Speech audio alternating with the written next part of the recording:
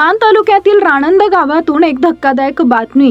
ग्रामपंचायतीच्या गाळ्यातच अवैध दारू विक्री, ग्रामस्थ संतप्त, दहिवडी पोलिसांची मात्र चुप्पी। यावर कारवाई होणार का? सविस्तर बातमी पाहूया आपला आवाज न्यूजवर।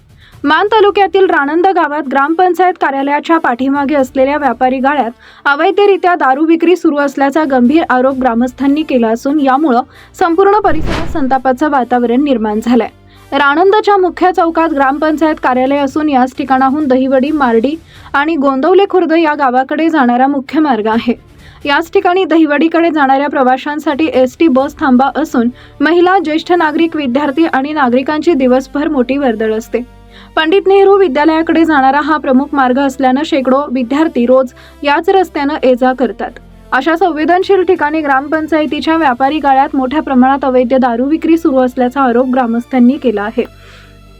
सायंकाळी 5:30 वाजल्यापासून रात्री उशिरापर्यंत मद्यपींचा गोंधळ, आरडाओरडा आणि गैरवर्तन सुरू असल्याने महिला, विद्यार्थिनी आणि प्रवाशांना मोठा त्रास सहन करावा लागत असल्याचं नागरिकांचे म्हणणे आहे।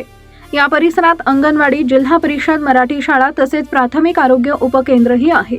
उपचारासाठी येणाऱ्या महिलांनाही मद्यपींच्या वर्तनाचा त्रास होत असल्याची तक्रार ग्रामस्थांनी केली आहे। दरम्यान गावच्या मुख्य चौकात उभारण्यात आलेल्या भगव्या ध्वजाच्या सन्मानालाही काही मद्यपींकडून धक्का पोहोचत असल्याची चिंता व्यक्त करण्यात आली आहे। या संपूर्ण प्रकरणाची तातडीने चौकशी करून अवैध दारू विक्रीवर कठोर कारवाई करावी अशी मागणी ग्रामस्थांनी केली आहे। अन्यथा नागरिकांचा तीव्र जन आक्रोश उसळू शकतो असा इशाराही देण्यात आलाय।